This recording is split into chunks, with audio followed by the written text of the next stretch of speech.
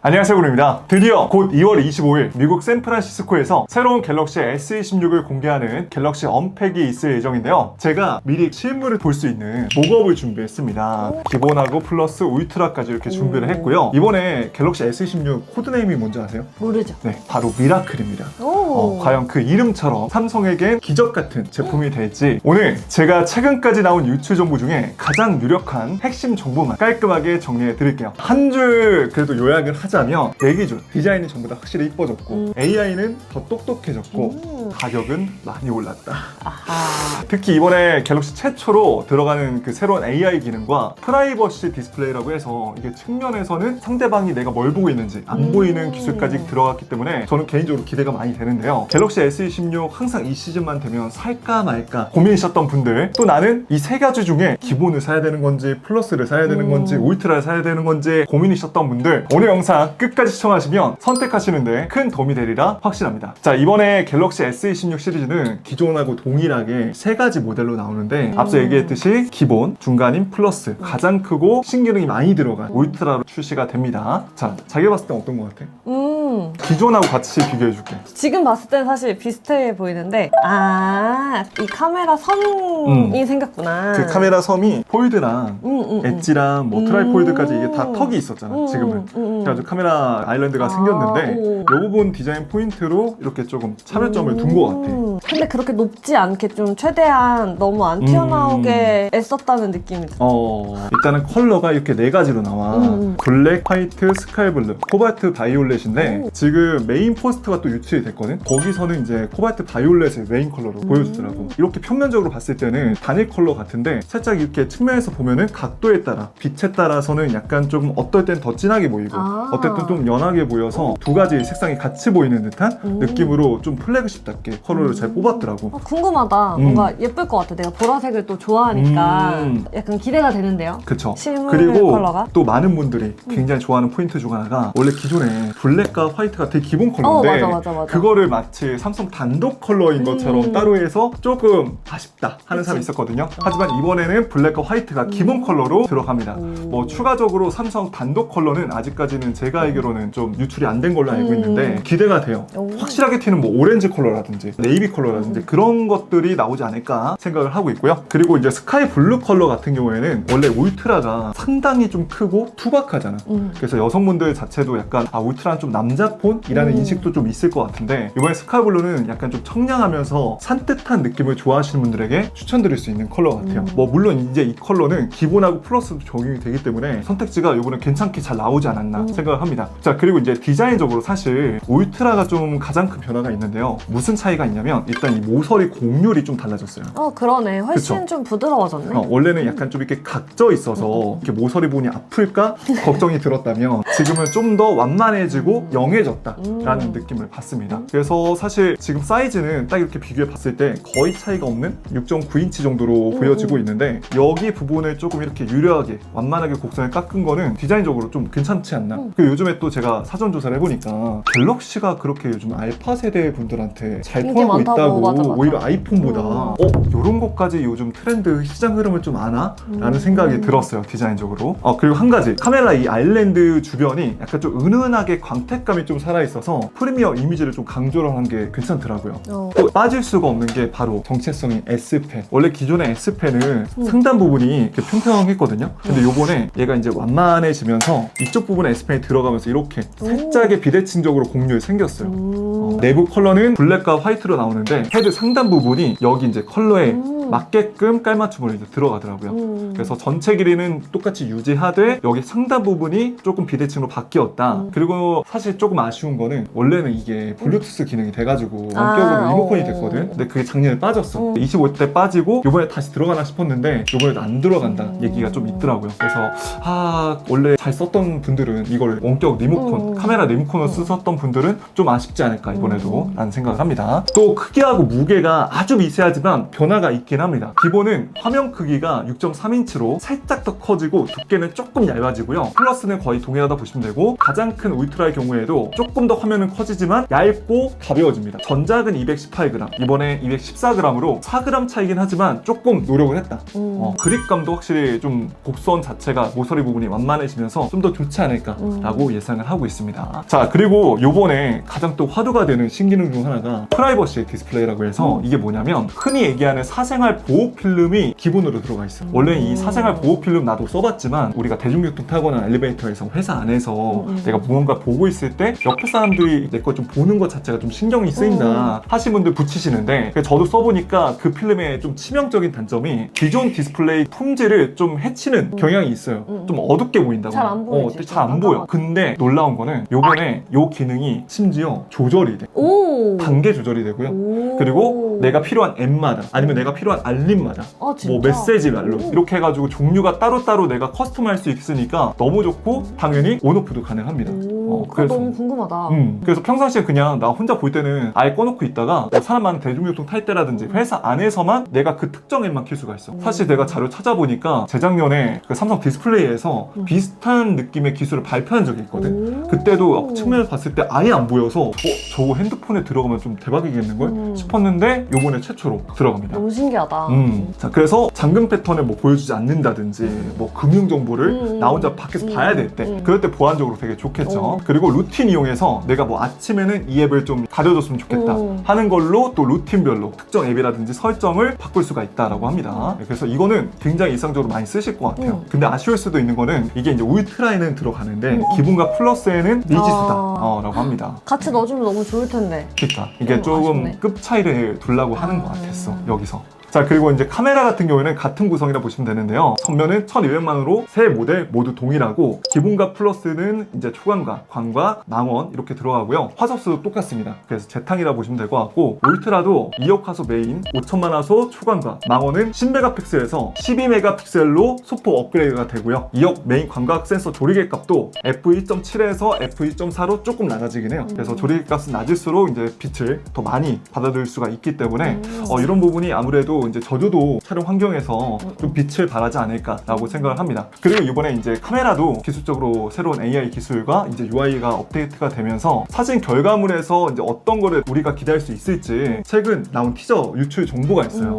그 유출 정보 이미지에 따르면은 되게 어두운 환경에서 파티 같은 걸 하고 있는데, 갤럭시로 찍었을 때 딱 렌즈 안으로 들어가면서 갑자기 밝게 보이는 그런 식으로 굉장히 어두운 환경에서도 밝은 느낌으로 자연스럽게 조절을 해가지고 개선된 촬영 결과물을 만날 수 있지 않을까라고 생각을 합니다. 그리고 이제 마이크도 그런 게 있었거든. 이제 멀리 있는 피사체, 예를 들어 우리가 콘서트장에서 가수 공연 모습을 찍어. 그럼 사실 나는 주변에 막 환호하고 이런 거보다 그 가수의 음성만 뚜렷하게 담고 싶은데 그런 게 있었거든요. 근데 이번에는 그게 조금 더 좋아질 것이라고 예상하고 있고요. 이제 울트라 경우에도 특히 이제 10배 줌, 그리고 5배 망원 센서로 멀리 있는 피사체를 조금 더 선명하게 담아낼 수 있도록 AI 개선이 있다고 합니다. 원래도 엄청 선명하게 해줬는데 얼마나 더 선명하게 해주려고. 그러니까요. 이게 사실 물리적인 그런 하드웨어 스펙도 중요한데 AI 그 소프트웨어적인 것도 촬영하면서 되게 중요하다라고 느꼈어요. 그만큼 이제 데이터가 많다 보니까 아무래도 이제 망원에서 확실히 좀 또 아이폰하고 격차를 벌리려고 하는 노력이 있지 않을까 생각합니다. 잘하는 걸 더 잘해진다. 그쵸. 그쵸. 원래 그 멀리 있는 피사체 단계 때는 무조건 갤럭시였죠. 그치. 네. 그리고 요번에 굉장히 또 이슈가 됐던 기능 하나가 새로운 AI 기술 중에 에이전틱 인공지능 AI라고 합니다. 이게 뭐냐면, 원래 우리가 기존에 뭐 빅스비든 뭐 챗GPT가 됐든 명령을 내리면 그 명령을 얘가 듣고 수행하는 것까지 했잖아요. 근데 이제는 AI가 스스로 목표를 세우고 판단하고 행동까지 하는 걸.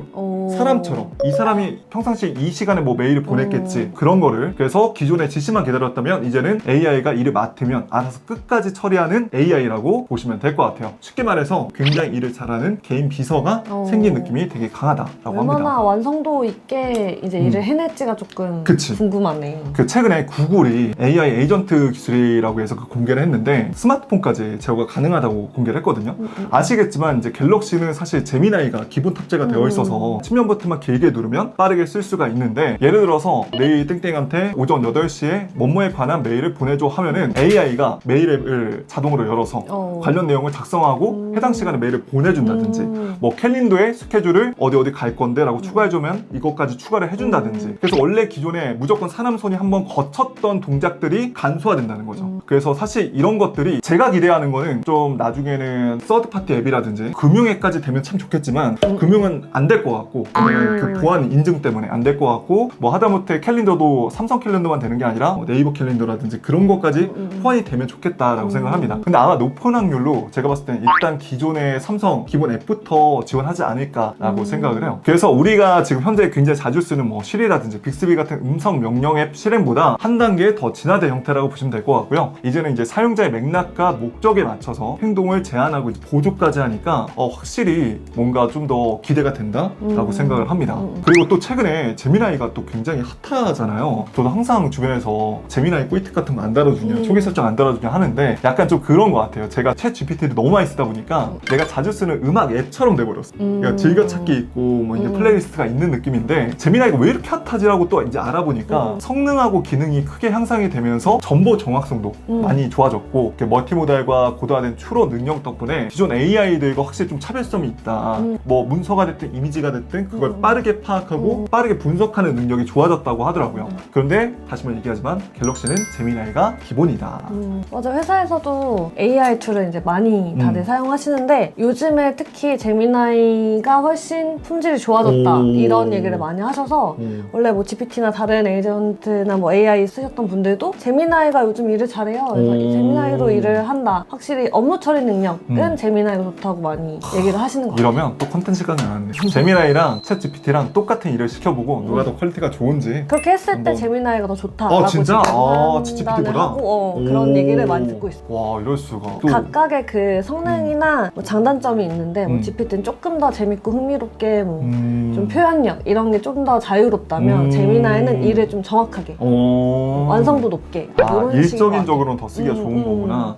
확실히 이런 거 보면 참 삼성이랑 색깔이 잘 맞아. 그리고 재미나이가 어떤 느낌인지 알지? 그러네. 자유분방하기보단 딱 일할 거 일하고 딱 깔끔하게. 또 이제 안에 내부는 이제 최신 원유I 8.5가 들어가고요. 이제 안쪽에 확장된 다크 테마라든지 AI 기반 알림 요약 등 전반적으로 UI가 굉장히 진화된 형태라고 합니다. 이거는 최근에 원유I 8.5 베타를 써보신 분들은 무슨 느낌인지 딱 아실 것 같아요. 자, 다음 이제 성능과 스토리지인데요. 요것도 조금 말이 나오는 부분 중 하나입니다. 자, 왜냐면 기본하고 플러스하고 울트라하고 끝나누게 또 했어요. 기본과 플러스는 이제 삼성전자가 개발한 업계 최초 2나노 공정 기반의 모바일 칩셋인 엑시노스 2600이 들어가고요. 울트라인 우리 대한민국 사람들이 참 좋아하는 그 칩셋입니다. 퀄컴의 스냅드래곤 8 5세대가 합재가 됩니다. 사실 이거를 호불호가 갈리는 게 뭐냐면 어쨌든 퀄컴 스냅드래곤 칩셋이 성능이 좀 더 좋거든. 뭐 발열도 그렇고 뭐 그래서 그런 부분 때문에 어차피 똑같이 돈을 내고 들어간다면 좀 더 좋은 칩셋을 넣어달라 이겁니다. 엑시노스가 절대 나쁘다는 게 아니라 엑시노스도 요즘 제가 지난번에 플립도 그렇고 테스트 해보니까 되게 전성비도 좋고 좋아요. 일상적으로 쓰기엔 고사양 게임까지 다 좋은데 그래도 들어갈 거면 조금 더 좋은 거 써달라는 얘기인 것 같아요. 그리고 이 IT 전문 매체에 따르면 이게 울트라의 경우에는 최대 4.74GHz의 오버클럭으로 구동이 되는 것을 이제 확인을 했습니다. 이게 일반 버전 대비해서 한 3% 정도 클럭이 최대 성능 자체가 향상된 수준이라고 보시면 될 것 같고요. 똑같은 칩셋인데 그래서 이제 긱벤치 6.5 테스트를 결과를 보면은 갤럭시 S26 울트라가 싱글코어는 한 3000점 중후반대, 그 멀티코어는 11만 초반대 점수를 기록을 해요. 요거는 최신에 나오니까 아이폰 17 프로맥스보다 멀티코어는 훨씬 더 높은 점수입니다. 그래서 전에도 사실 같은 모델을 비교를 하면 싱글코어는 조금 갤럭시가 낮긴 했는데 멀티코어는 훨씬 더 좋았어요.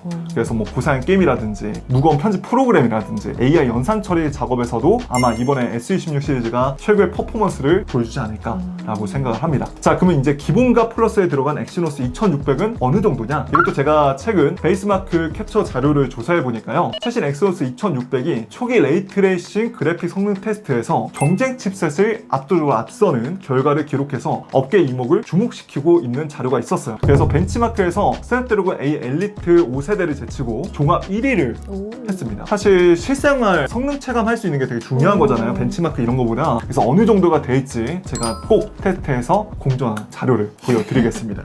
자, 자, 그리고 저장 공간인데요. 이 저장 공간은 기본과 플러스 모델 기본 저장 공간이 2배 증가된 시점부터 시작을 한다고 합니다. 전에는 128기가였다면 이번엔 256기가부터 시작을 하고요. 1TB 16기가 램 저장 공간을 가진 울트라는 삼성닷컴 전용으로 구매를 할 수 있다고 하고, 기본과 플러스는 램이 12GB가 들어간다고 합니다. 그래서 나는 최고의 스토리지를 사고 싶다 하시면은 울트라 모델 삼성닷컴 전용 모델로 구매하시면 된다. 제가 왜 이 스토리지가 가격하고 연관이 돼 있냐고 말씀을 드리자면, 사실 이 부분이 제가 되게 우려가 되고 아마 삼성도 굉장히 골머리 많이 앓고 지금 머리가 어질어질할 거예요. 최근에 AI 열풍으로 이 메모리 가격이 굉장히 폭등했잖아요. 막 3배 막 몇 배가 뛰면서 구하기도 지금 어려울 정도로 굉장히 가격이 뛰었는데, 어쩔 수 없이 스마트폰도 들고 다니는 컴퓨터다 보니까 갤럭시 S26도 가격 인상이 불가피할 것으로 보이는데요. 유출된 정보를 살펴보면 갤럭시 S26 기본 모델이 가격이 999유로, 512GB는 1199유로로 예상이 되고 있습니다. 이는 전작 대비 용량별로 256기가 40유로, 512GB는 20유로 오르게 된 건데요. 플러스와 울트라는 이보다 훨씬 더 큰 폭으로 인상이 된다고 하는데, 제가 가격을 이렇게 띄워드릴게요. 자, 그래서 이게 최대로 봤을 때 얼마냐? 무려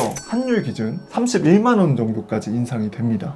원래 예를 들어서 100만원 후반대 끊을 수 있었다면 이제는 200만원 초반대까지도 갈 수가 있는 거예요, 스마트폰이. 물론 그럼에도 불구하고 아시겠지만 아이폰 굉장히 비싸잖아요. 아이폰 뭐 200만원 중후반도 그냥 가는 스마트폰이다 보니까 상대적으로는 많이 비싸지긴 했는데, 그래도 또 보니까 아이폰보다는 괜찮네 생각이 들고요. 아까 제가 또 말씀드린 그 스토리지, 이게 아무래도 삼성에서 가격을 어쨌든 올렸으니까 원래 사전 예약 혜택으로 항상 더블 스토리지 혜택을 줬거든요. 128기가 모델을 선택하면 256기가 받을 수 있는 거고, 그래도 이번에 가격이 좀 많이 올랐기 때문에 어떻게 좀 사람들이 받아들일지 걱정이 됩니다. 컴퓨터 자체도 사실 작년에랑 지금이랑 비교해보면 너무 많이 비싸지고 달라져가지고 좀 이런 부분이 우려가 된다라고 생각을 하고 있어요. 어쨌든 확실한 거는 국내 시장도 결국엔 올랐다. 가격 인상이 불가피할 것 같다 생각을 하고 있습니다. 이제 언제 나오는지, 사전 예약은 언제부터 받는지 제가 자료 조사를 해보니까요, 최근에 KT 스토어에 자료가 유출이 됐어요. 이제 25일날 공개가 되면 26일날부터 3월 5일까지 사전 예약을 받고, 늦어도 3월 6일부터는 개통이 될 것 같고요. 현재까지 정식 출시일은 3월 10일, 3월 초중순으로 예상이 되어지고 있습니다. 자, 그리고 이제 제가 또 알아보니까 아쉬운 점이 있는데, 요게 유출 정보 중에 맥세이프 있잖아요. 아이폰처럼 그렇게 자석식으로 딱 붙는 충전 방식이 이번에 내장이 된다라는 얘기가 있었는데, 결과론적으로 치투 방식의 내장 자석은 들어가지 않는 것으로 확인이 됐습니다. 그래서 뭐 맥세이프 거치대나 저도 충전기를 정말 많이 이용하는데, 그런 분들은 기존처럼 맥세이프 링을 따로 부착하시거나 케이스를 따로 부착을 해야 된다라고 알고 계시면 될 것 같고요. 배터리 같은 경우에는 기본 모델의 경우 300mAh가 조금 늘긴 했어요. 그래서 조금 더 배터리 용량이 증가가 됐고, 플러스와 울트라 모델은 기존과 동일한 수준으로 유지할 전망이라고 합니다. 다만 요번에 그 칩셋 자체에서 얼마나 전성비가 좋아지고 발열감을 잡을지가 포인트인 것 같아요. 같은 용량이어도 성능이 좋고 칩셋이 좋으면 좀 더 오래 쓸 수 있으니까요. 그런 부분은 좀 기대를 해봐야 될 것 같고, 또 무선 충전 속도 같은 경우에는 전작보다 기본과 플러스는 기존보다 높은 20W가 들어가고, 울트라는 25W까지 초고속 충전이 될 거라고 합니다. 그리고 유선 충전 또한 울트라 모델 경우 기존 45W에서 60W로 더 빠르게 충전이 가능할 전망이라고요. 이 정도면은 아마 딱 1시간이면 제로부터 완충까지 되지 않을까라고 생각을 하고 있습니다. 자, 이렇게 오늘 새로운 갤럭시 S26 유출 정보 중에 추가 핵심 정보만 빠르게 알려드렸는데요. 정리하자면 기본과 플러스는 컴팩트한 크기와 무게로 가볍게 스마트폰을 들고 다닐 수 있으면서 일상적인 게임이라든지 작업, 사진 잘 나오고 최신 AI 기능 오래 쓰는 스마트폰을 사시는 분들에게 일상용으로 가장 합리적인 선택이라고 보시면 될 것 같아요. 근데 나는 이왕 큰돈 내고 사는 거 최신 기술까지 다 들어가 있는 제품을 써보고 싶거나, 나는 사진, 영상 진짜 많이 찍어, 그리고 무조건 고화질의 영상을 난 촬영하고 싶어 라고 하시는 분들, 또 멀리 있는 피사체를 자주